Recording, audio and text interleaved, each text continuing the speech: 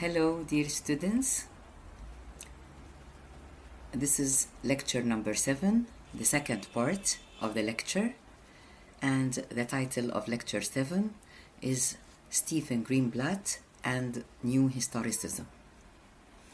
Of course, our course is Cultural Studies.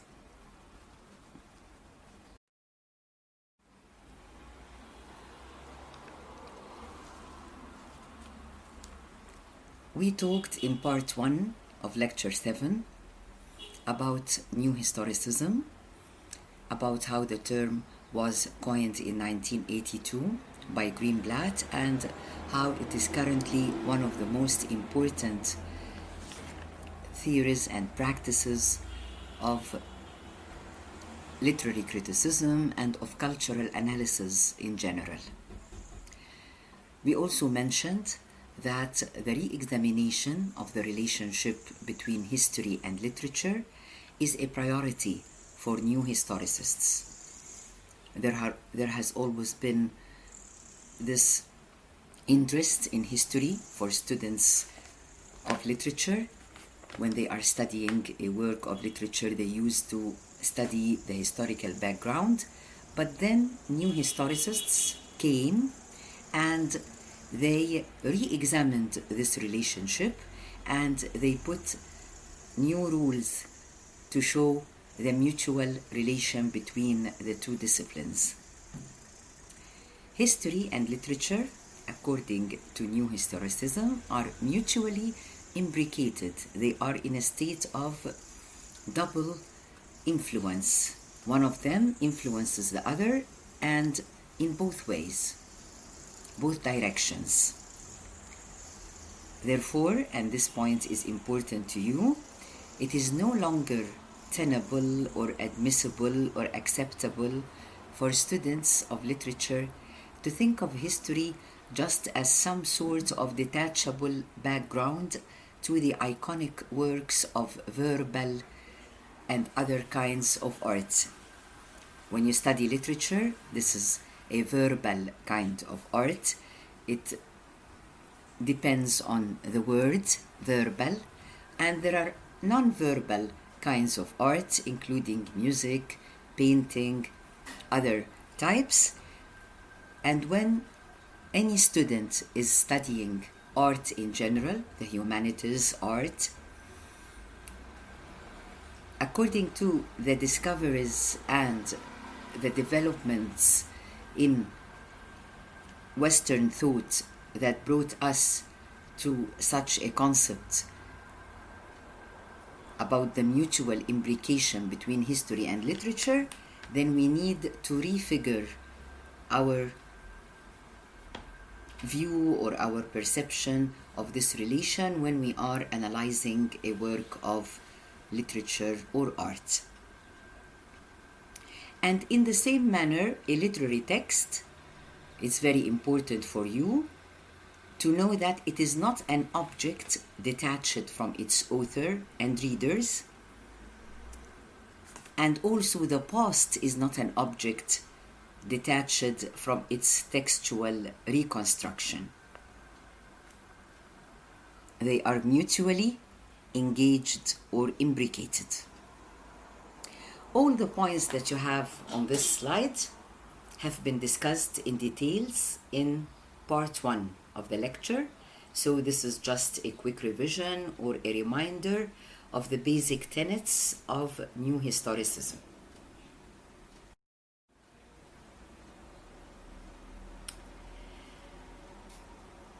In this slide, we are going to mention some book titles that were written by Stephen Greenblatt, the contemporary author, theorist, historian, professor of humanities, founder of New Historicism. We mentioned that his fields of interest include Renaissance studies, they include cultural studies in general, and we mentioned that he has some books that were awarded prestigious prizes. His bibliography is quite an extensive one. He edited books, and he authored books and articles and so on. So let us see the titles that we have now in front of us. One title is very interesting because it got 2 prestigious prizes, not one. It is the book entitled The Swerve: How the World Became Modern. This book, authored by Greenblatt, was first published in 2011. It got the National Book Award for Nonfiction in the same year, in 2011, and it also got the famous Pulitzer Prize in 2012. As you can see from the title, it's about how the world was before the modern ages and the transition or the turning point or the swerve, as he called it, that made the world become modern. And this has always been one of the major points of interest for Greenblatt. That's why his focus was on Shakespeare and other Renaissance writers, those of the period that we call the early modern or the emergent modern. Another book, again, maybe an older one because it was published in 1993, but you should know its title because it's quite an important book in the bibliography of Greenblatt. Although he is the editor of the book and he wrote a great editorial introduction, but it's very important. It's about New World encounters. Now, in the age of discovery during the 16th and the 17th centuries, when European navigators discovered the so-called New World in their search for El Dorado and in their search for a new marine way to reach India, when they discovered the New World, the 2 Americas, there were important encounters between Old World population, Old World cultures, Old World governments and systems of politics and economy and culture in general, religion and so on, and between the natives, the original population, the Native Americans who lived for millennia in their own land and who didn't know that they were going to be one day discovered, between quotations, by the Old World. As you can see, the nominations itself are very telling. Columbus and his fellow explorers and a whole body of authorities and discourse behind them gave this nomination, the New World, to the lands that they didn't know about before, but it didn't mean that these lands were really new. And they started looking at the people and trying to represent them in their writings and drawings and so on. Of course, from the point of view of the Old World and from the point of view of exploitation and colonialism, even when this exploitation was covered with a veneer of missionary zeal and religion and so on. And it is very interesting to study a text, for example, like the Diary of Christopher Columbus, and how at the beginning he gave positive presentations or positive representations of the natives, and then later when these natives had like the guts or dared to resist the taking over of their country, how Christopher Columbus changed his opinion and how the gist of his representations of these people turned from the peaceful, harmonious, positive image that he first depicted to an image of savagery and barbarism and violence and primitivism and so on. Greenblatt actually, in many of his writings, including in the New World Encounters, sees a very rich node of material that was written and painted and so on because of these encounters. And he gives us the chance to read through this material and to see how literature and history mutually influence each other. Like the way that the Europeans wrote about the Native Americans influenced the historical events in the real world that happened. And these historical events, in turn, they influence the way that literary discourse and even historical discourse and political discourse dealt with these people.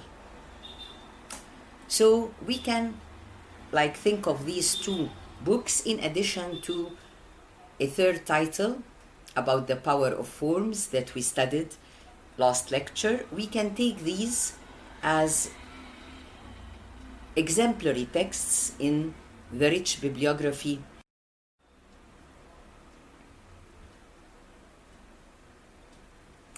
now. For almost a lecture and a half, we have been focusing on the theory of cultural poetics or New Historicism. And it is very useful in order to better understand any theory to study a case of actual application of this theory.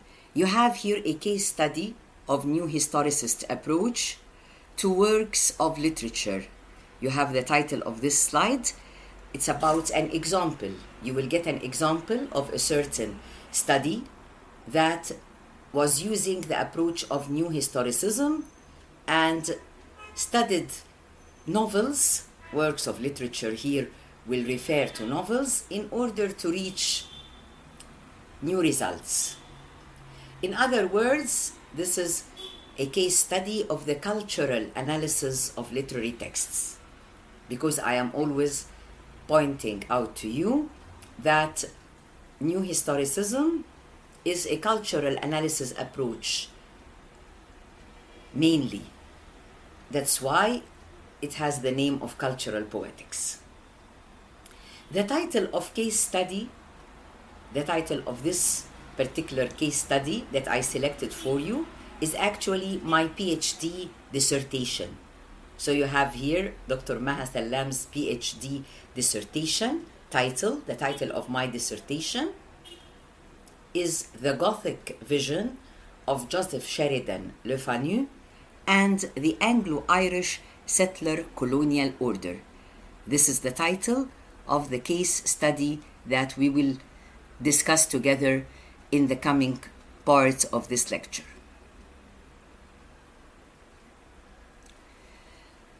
Before I move to the next slide, let me just explain something about this title. Now, you know that colonialism has different types. One of the most vicious types of colonialism is settler colonialism, or what we call al-istimar al-istitani.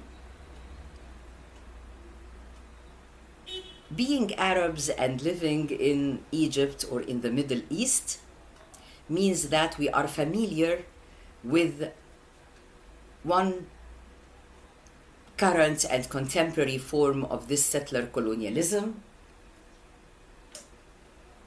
which is the State of Israel. And how does settler colonialism differ from other types? It differs in the sense that the people of this settler colonial order, they don't just come to rule a country, bring an army and bring high government officials and experts in different fields of economy, businessmen, traders, educators, so on. No, they don't just come to rule a country from above, such as the British colonialism in Africa or India, or the French colonialism in other places, but they actually come and live or settle down in the colonized country, and one generation after another, with the passage of time, they start like feeling and saying that they belong to this country because they have been born there. Maybe after 3 or 4 or 5 generations, their grand or great grandfathers have come and settled there, but now they are already the children of the soil and they were born in this place, so they consider themselves as part of this new country, as original inhabitants, as natives. But this is not exactly true. Do you know why?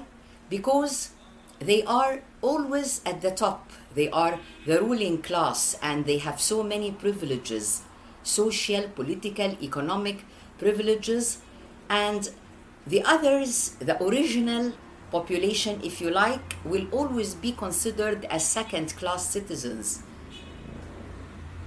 The natives will be the second-class citizens. They will never have the same rights as the settler colonial order.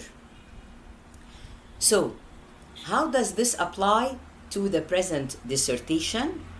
As you see, you have the adjective Anglo-Irish.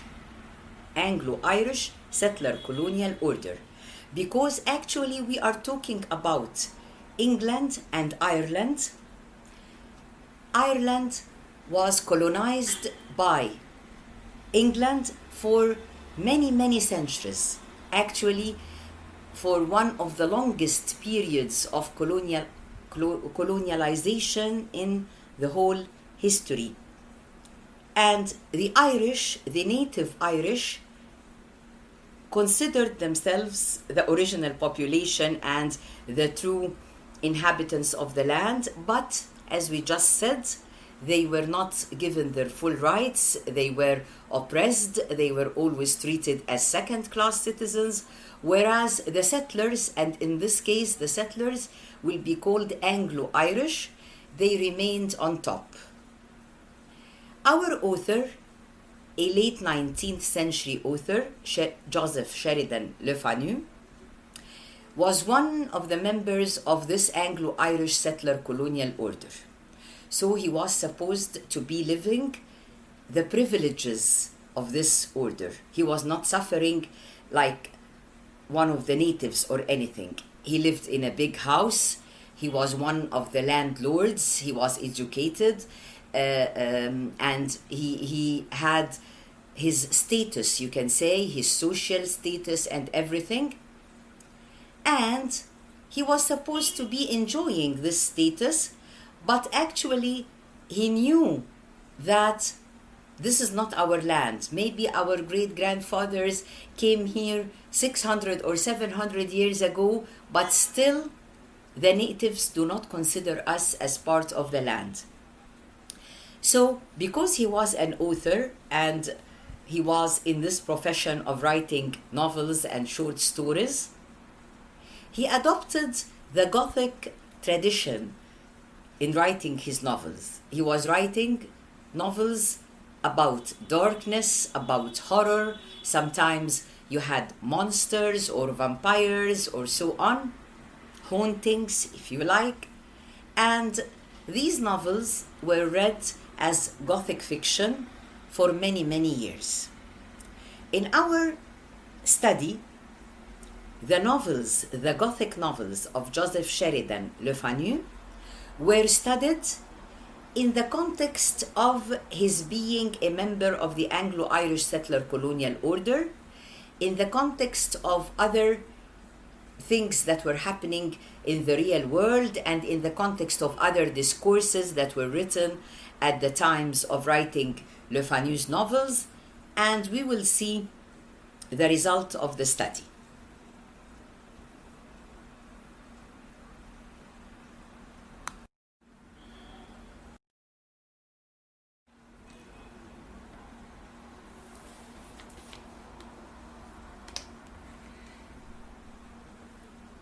The thesis aims to investigate the following points. Number one, the manner in which the Gothic works of Le Fanu, his dates are 1814, 1873, so you can see that he is a 19th century novelist. We can consider him a Victorian novelist. The manner in which the Gothic works of Le Fanu exploit the compositional vocabulary of the Gothic tradition in order to represent, challenge, and subvert the political, social, economic, and psychological conditions of the Anglo-Irish Ascendancy in the middle years of the 19th century. Okay, let's explain this first purpose or first aim of the thesis. We mentioned before that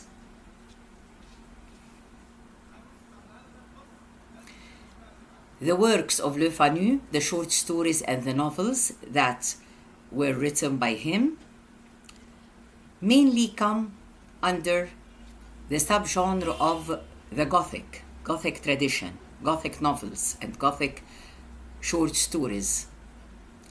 So the present PhD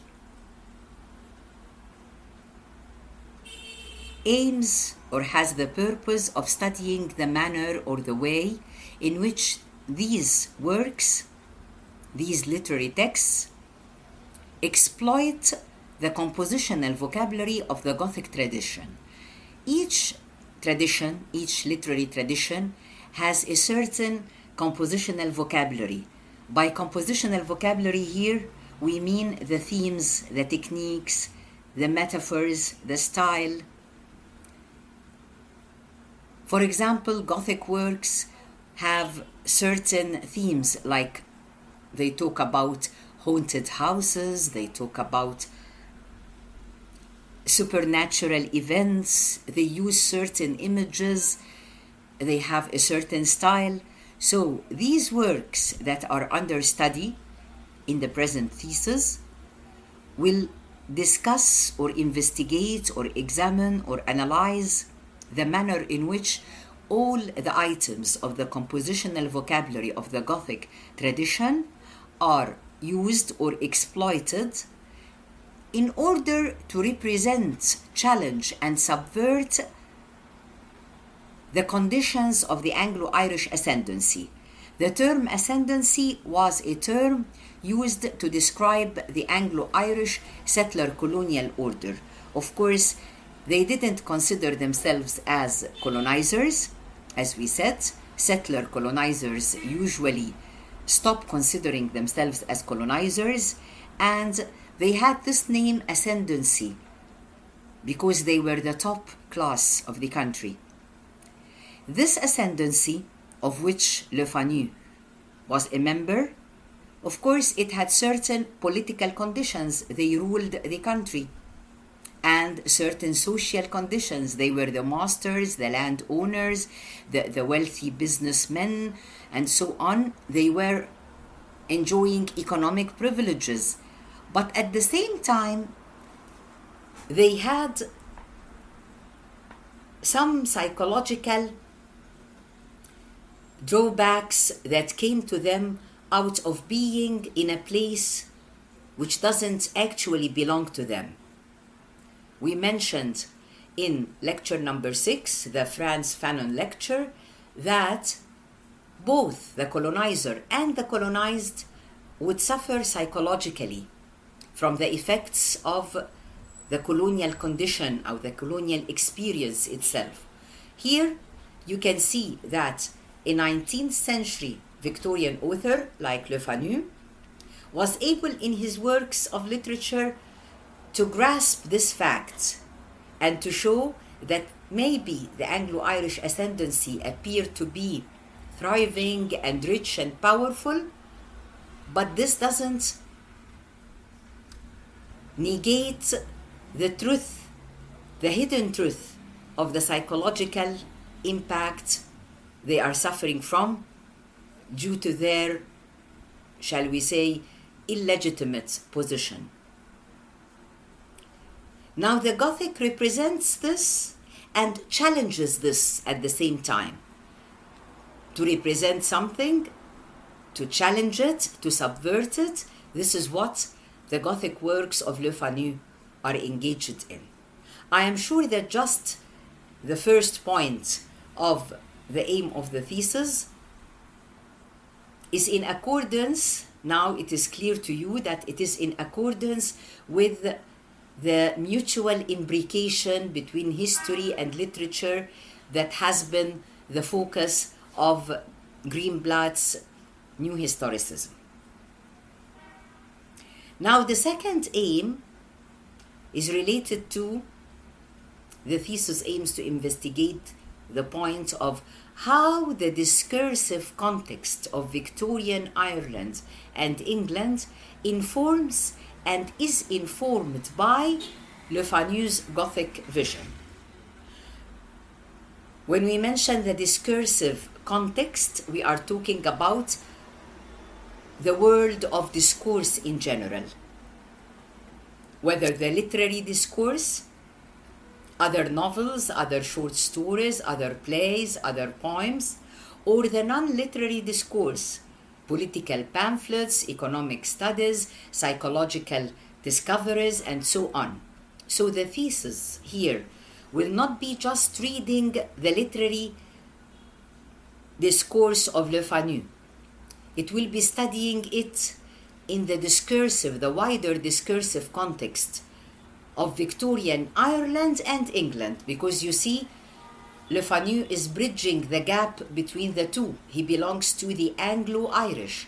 So he was influenced by, and his work in turn influenced the discourse in the two countries, in Victorian Ireland and England. So it is quite a wide scope of texts that needed to be studied in order to see the mutual, as you can see, informs and is informed by. These two words, they refer to the mutual influence between the Gothic works of Le Fanu and other discourses. Now, let us go to the scholarship or the body of works that the thesis will build upon. The thesis, any thesis, you need to have a literature review, you need to have like a revision of other works that maybe will help you in reaching your new results. So here you have the thesis builds upon a substantial body of scholarship of many types, at least of 5 different types of scholarship. Number 1, there will be a reading of works on the Gothic tradition,